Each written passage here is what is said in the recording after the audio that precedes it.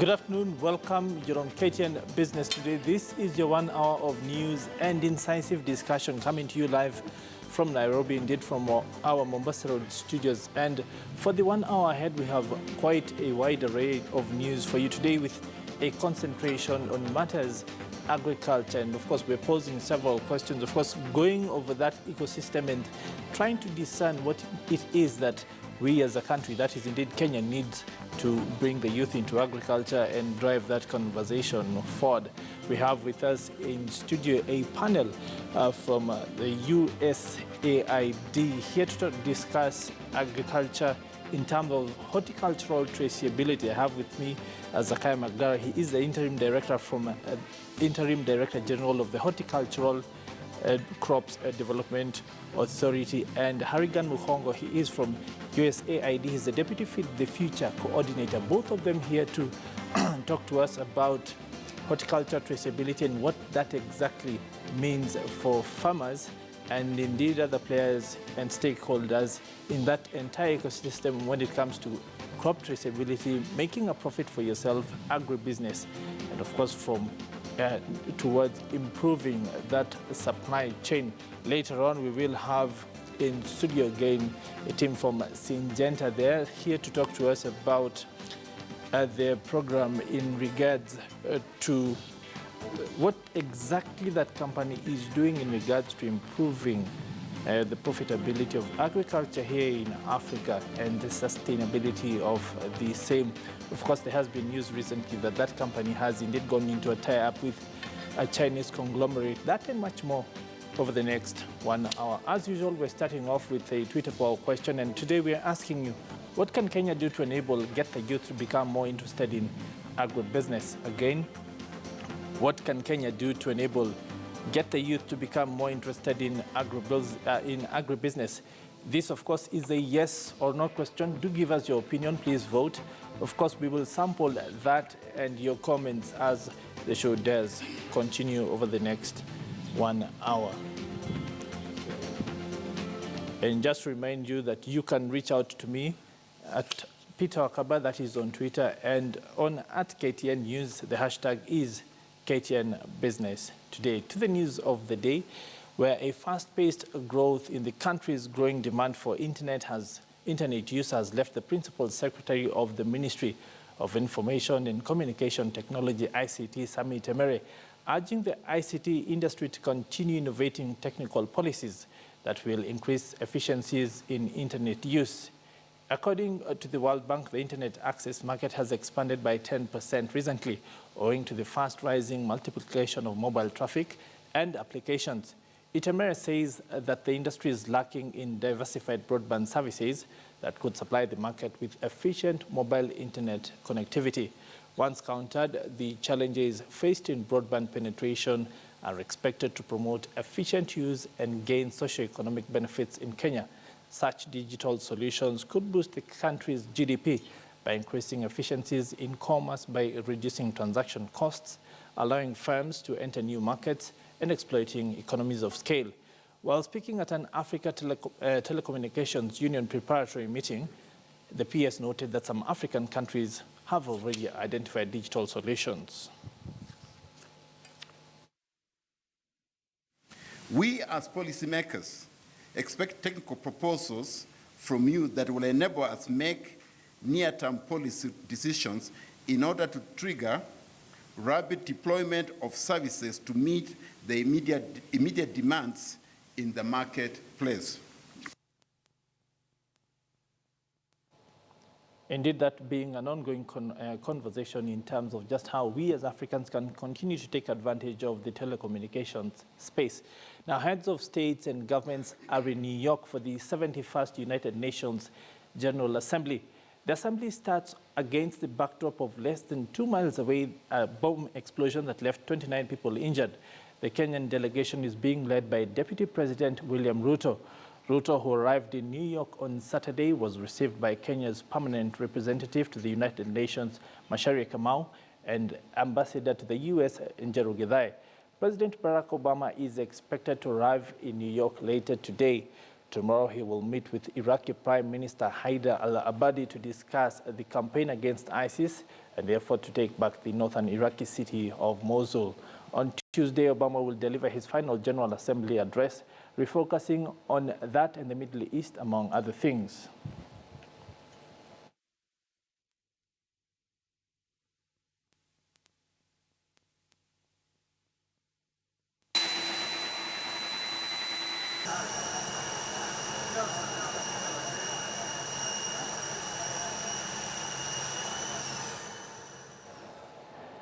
That event, of course, is also being used as an opportunity to enable Kenya to try and get a bit more out of its agreement with the United States in terms of exports. Maybe an increase of up to 500% has been suggested from some quarters. Now, KCB Foundation and Bidco Africa Limited have entered into a strategic relationship to support thousands of dairy farmers through provision of discounted animal feeds and agribusiness contracts. The deal will benefit at least 1,000 youth and also offer annual internship opportunities for over 1,500 youth across counties. The partnership, which is part of KCB's 50 billion shilling to Jajiri program, will benefit agricultural development across identified value chains through the provision of technical support, identification and development of market linkages. As a result, each year over 900 youth will have the skills and expertise needed to enter and grow ready markets, such as the sunflower and soybean oilseed markets. To further enhance this partnership, KCB Foundation will provide field-based competency training skills for youth in the fields of agriculture, construction, beauty and personal services, automobile and domestic services. The partnership will see Bidco offer internship opportunities for up to 1,500 to Jajiri beneficiaries annually over the next 5 years. You're talking of the fertilizer, you're talking of even probably leasing the land, and even probably doing some irrigation, just like we've been challenged to go beyond rain-fed farming. And so, but is where we are saying, with the resources we have, and depending on how we work out everything, we should be able to meet the needs of the farmer that will allow us, therefore, to meet the market that has just been given to us. Now, suppliers of horticultural goods to global markets are a happy lot with the introduction of a new horticultural traceability system, which will ensure that exporters who collect and aggregate products from several farmers no longer suffer losses whenever part of a consignment fails to meet set standards. On this week's episode of The Next Frontier, Philip Keitany tells us more about the new system and just how it is expected to work.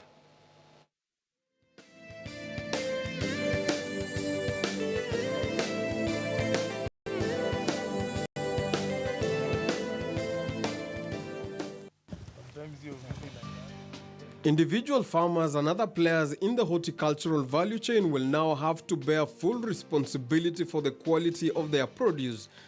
This is after the introduction of an automated cloud-based system that will make it possible for any shipment that does not comply with the international market standards on arrival in the export market to be traced back to source. There is a time when we really had challenges in the rejections of our products.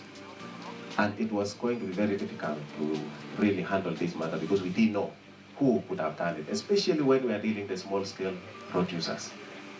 The horticultural traceability system was developed with the help of the U.S. Agency for International Development, USAID, through the Feed the Future initiative. This is after several Kenyan suppliers faced challenges complying with the EU and international food safety requirements. HTS, as the system is known, now provides a new powerful tool to help both farmers and exporters overcome these barriers and get their produce to market, thus protecting Kenya's 90 billion shillings annual horticultural export revenue. A healthy, food-secure, resilient Kenya and East Africa and beyond is possible. And I again applaud the commitment of the Kenyan people, the government of Kenya, those at CIGAR and other international partners for working to make that happen. The system was also developed to increase transparency and accountability in the horticultural supply chain. These include the lack of a national traceability system for horticultural produce, frequent interception of exports due to excessive pesticide maximum residue level, and the presence of regulated pests in exports consignments. These challenges pose a threat to the competitiveness of the Kenyan horticultural exports. Hapo mbeleni saa zingine ungetabua mzigo yako yenye inarudi kama ni ile yako, lakini kwa wakati huu kitu ikifanyika hata kama ni kitu mbaya inaweza fanyika, unajua mzigo ni yako. Hakuna shida yoyote sasa inaweza. The National Horticultural Traceability System has been developed over the last 18 months, including a pilot phase involving 12 exporting companies and 1,460 smallholder farmers growing beans and peas in 10 counties. The system has three main components: a mobile app for registering farmers and capturing routine farm operations and agronomic practices, a web reporting portal for the sharing of information among the stakeholders, and a barcode and quick reference code printing module. The HTS is unique to Kenya and customized for a smallholder-based export industry. It can accommodate up to 1 million farmers. After the crop has germinated, we go for scouting. Now from the scouting is where I'm going to pin out the chemical and the activities going to go happen in that plant, in that farm. For example, if I scouted for like aphids, the chemical I'll have to recommend, it is still in the app. I have to pin it from the app. If it's the farm has weeds, I have to pin out is percentage of for the weeds in that farm. Is it to be weeded or is it unweeding or which one? Still is there from the app. The HTS uses GPS technology to identify the exact source of a shipment and generate online production and handling reports required by the market. Deployment of the HTS will increase market confidence and safeguard more than 2.5 million Kenyan smallholder farmers and workers involved in the horticultural export. The system will increase the competitiveness of Kenya's horticultural exports and allow for a rapid response to food safety risks by identifying, isolating, and rectifying non-compliant products. But with the introduction of this system, then we are able to singularly point out whose produce was having a problem. And with that, I believe it will even be easier for us because now produce X or farmer X can be quarantined. But initially, before this system, you could not really tell which farmer. But with this system, because if it goes up to the final product labeling with the same details of that farmer, then with this system, we can be able to trace back to that singular farmer in case of a problem. The new system is also expected to help expedite the response to pests and diseases, early warning alerts, by clearly identifying affected areas. The HTS system puts Kenya at the leading edge of countries exporting horticultural products. From the year 2013, the Kenya horticultural sector has lost billions of shillings due to produce that does not meet European market standards. But with the introduction of the horticultural traceability system, exporters now can rest easy, as the system can now help them identify the offending produce and the farm they came from. Philip Keitang for The Next Frontier.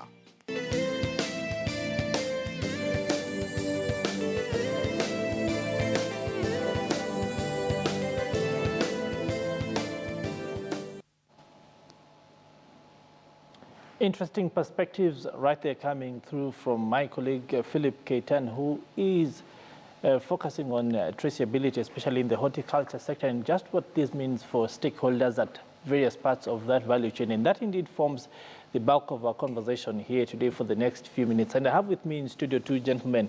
The first, of course, to my left being Harrigan Muhongo. He is the USA Deputy Feed the Future Coordinator.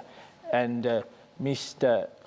Zakayo Magara, he is the Interim Director at the Horticultural Crops Development Authority. Indeed, Interim Director General. Karibu sana to both of you. Thank you. Now, first off, I want to start with you, Zakayo. The fact that this system has been in the pipeline for such a long time. I was party to talks earlier on, maybe up to even 7 years ago, when we tried to implement the Europe Gap and Kenya Gap and that sort of thing. What does having our own tailor-made system mean for this industry?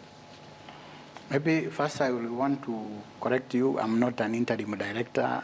I mean, yes. A Director General. Yes. I'm an interim director in Horticultural Directorate. Oh, okay. A directorate that is under AFA. Yes. So this particular system, Yes. it is supposed to enhance traceability, where we talk of tracing a product from source to the end use point.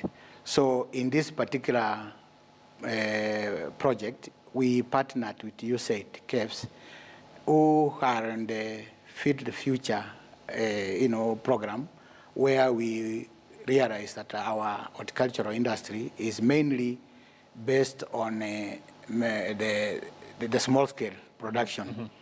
Now, small-scale producers are not capable of accessing the export market directly. They have to access through exporters. Mm-hmm.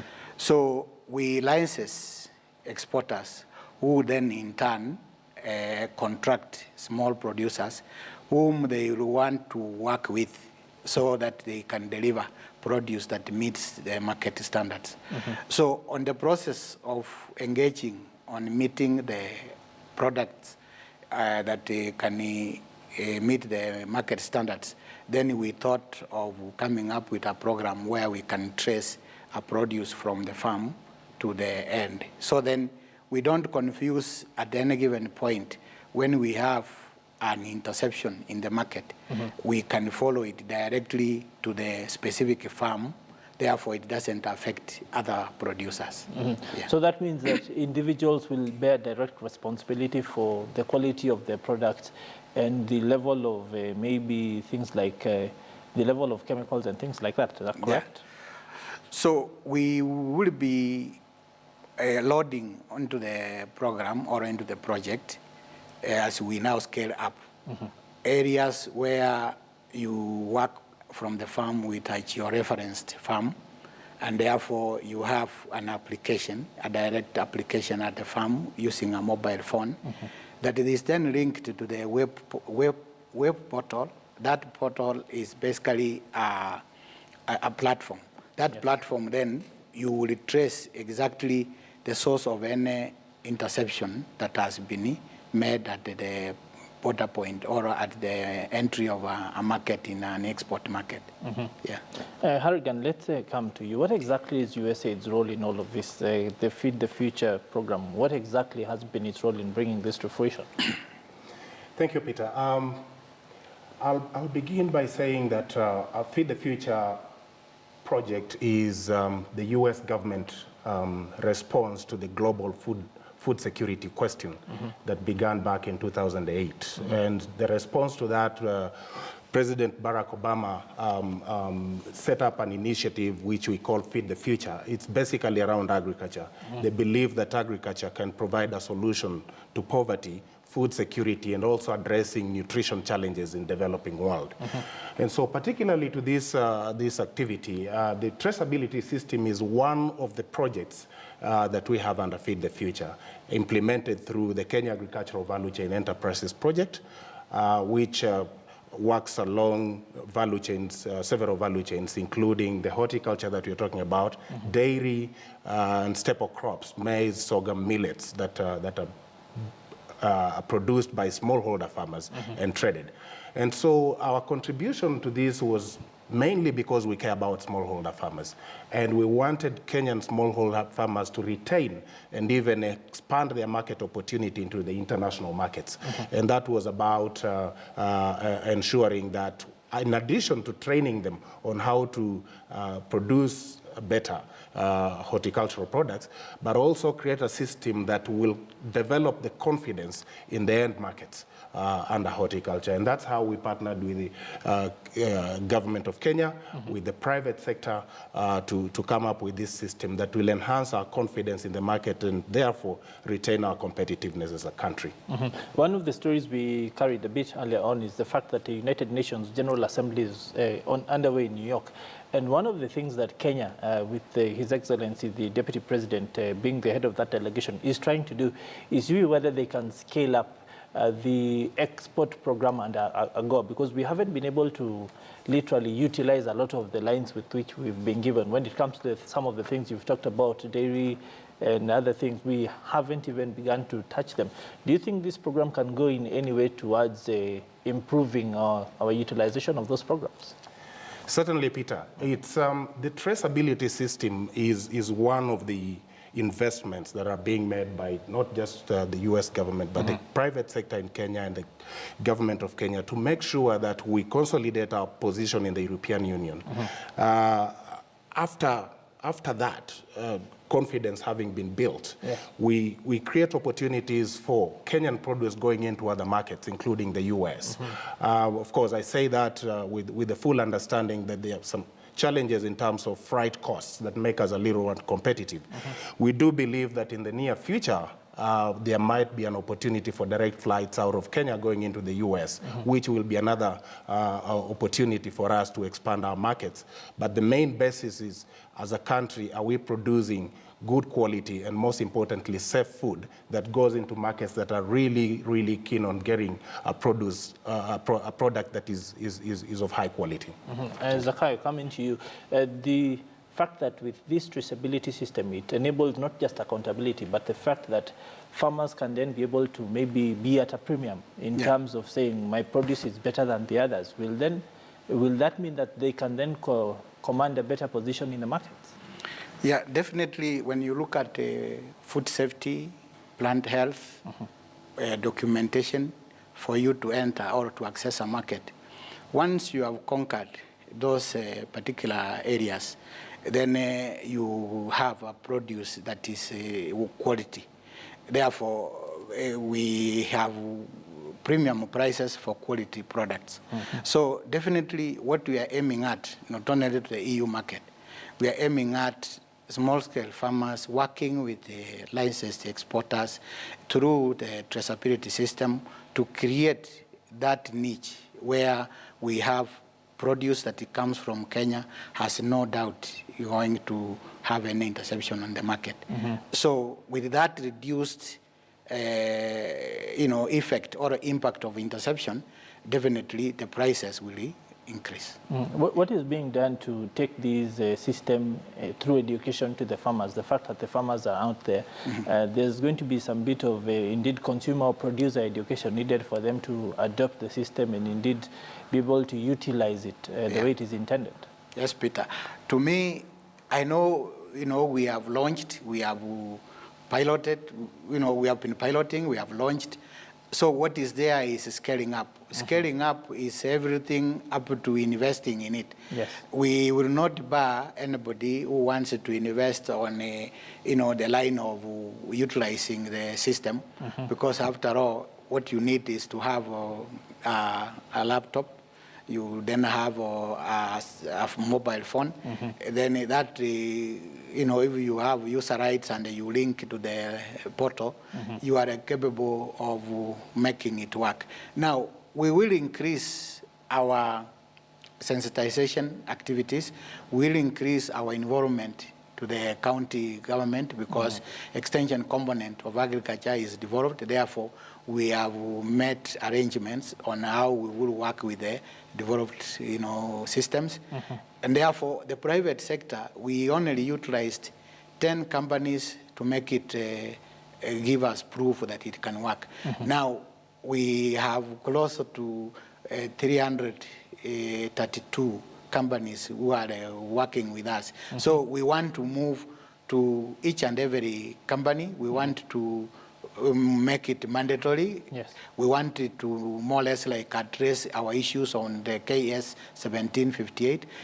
By the way, KS 1758 is a Kenyan standard that is mirrored on an international market. Therefore, if the traceability system is going to be supported by the stakeholders in the industry, definitely the scaling up process will be easy. Coming to you, Harrison, maybe for just one final question, the fact that there needs to be a sort of interoperability at the global level, this standard then means that Kenyan goods also qualify for other markets, not just the European ones. We have markets like the Chinese and the Middle Eastern that portend big things for Kenya. Absolutely. The European market is extremely sophisticated, and they have standards and consumer base that requires very high standard product. Yes. similarly, the world over is moving towards consciousness and intention to consume safe product. So the European Union markets is the biggest market now. Yes. We are also in the Middle East. Some of our product goes beyond just those two markets. The other thing I'd just like to say is that in addition to the markets in the EU, maybe looking at the AGOA, there is also a huge market around us, the growing middle class that requires just as good a product. And so this is going to be used as a system that confirms, not just with the international market, but even you and I are living out in Kenya, who can also access a safe product to consume in our households. And that's the reason why US government has invested in excess of $225 million over 5 years, just in Kenya, and several other countries, 18 other countries, developing countries where Feed the Future is operating. And so this is big.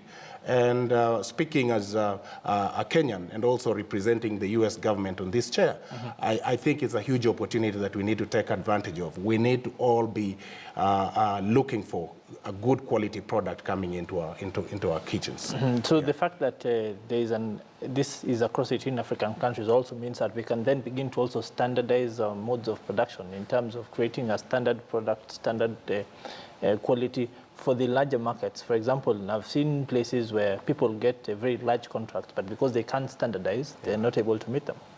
Absolutely. And one of the things we've done, say, in Kenya is we, for a very long time, have produced our export vegetables in certain areas, mainly around central Kenya and eastern Kenya. But the idea that under USAID Feed the Future program, we are doing a couple of things. And one of the things we're doing, because there is increased pest pressure in the places we have been growing for a long time, we are diversifying our production zones. And so today we are going to the Rift. We've gone to West Kenya, which is former Western Province, Nyanza, to also set up production bases there. So to your point about standardization, yes, as a country, we have an opportunity beyond what we have done previously. We need economic volumes, we need good quality, and we need a safe product. And that's what exactly we are doing through this traceability system. And we're also providing more services in training farmers on what we call global gap, good agricultural practices, which if standardized not just in Kenya, our neighbors in Uganda, Tanzania, can make sort of production clusters that eventually can have volume and quality going into markets. Indeed, gentlemen, we have to bring it to an end right there. But bearing in mind that we did not even dare to scratch the surface, because we haven't even begun to talk about the pests, black spot, other challenges which are facing the industry currently. But of course, we hope to have you back again in studio to take the conversation forward. Thank you. Thank you for taking the time. Thank you, Peter. Thank you. That indeed has been around the conversation around just what exactly is being done here in Kenya today in regards to growing the traceability of not just horticultural products, but across the entire agricultural value chain, just in order to bring better quality products to the market and grow livelihoods in terms of agribusiness. We want to stay with that standards conversation, and the growing number of new trade requirements is becoming a major impediment to fostering global trade. Now, according to the Kenya Bureau of Standards chairman, Kenya's exports stand to face tougher times as countries impose new non-tariff requirements, with the latest casualty being tea exports. Take a look and see for yourself. Talk about agricultural products from Europe and from Africa. Let's agree what are the processes and procedures that are used for the production in Africa and Europe. We are not on the same field. You see, most of their governments are rich governments. They have a lot of farm subsidies. We don't have, because of budgetary constraints. So these people are forcing us, when they want to purchase our products, to go by their standards. And if you look at the way they have been supported by their government, it's not the same way we have been supported. A farmer in Limuru is not equal to a farmer in somewhere in Germany, in Britain. So these are the issues we want to be at the core in ISO. When we are developing standards, a product is in Africa, a product is in Europe. How do we level the field for these two productive lines so that these products can access the global market? Otherwise, always, whenever we try to send our products into these markets, they always tell us, no, but you don't qualify because of A, B, C, D. And how severe is this? It is, of course, it is. Look, if you look at the balance of trade between African countries and the European countries, you can also, the figures are there. Yeah, we are highly disadvantaged. People who manufacture products that we consume and use in our country meet international standards. They meet the Kenya standards. And by the way, our Kenya standards are closely aligned to international standards, which basically means that once you meet a Kenyan standard, you've met the equivalent international standard. We need to make sure that our people, the manufacturers and everybody else, and we need to appeal, I'm appealing to our people, our citizens in Kenya, to also take responsibility and ensure that what they are buying is certified. And finally,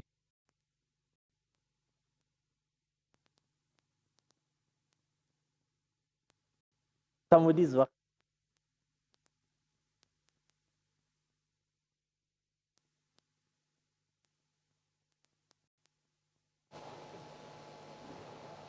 Yes, indeed, continuing that conversation, coming to us right there from all the way in China. We now want to go on, and Kenya is the 9th most attractive investment destination in Africa out of 29 countries, according to research firm Stratlink Africa. Between January and August this year, Kenya raked in 8.6 billion shillings in foreign direct investment behind South Africa, Egypt, Ethiopia, the Democratic Republic of Congo, Nigeria, Tunisia, Zambia, and Sudan. Research firm Stratlink Africa says that while Kenya is headed to the electioneering period ahead of the polls in August 2017, risk on investment during the period has been lowered. Stratlink also noted that for Kenya to become a more attractive destination for investment, interest rates needed to come down. It observes that lending rates in the country were unfavorably high and recommended that a more sustainable approach to addressing high interest rates in the market would be for the government to tone down its appetite for domestic debt. The rankings by Stratlink come only months after Ernst & Young ranked Kenya the most attractive in Africa, with the highest in sub-Saharan Africa.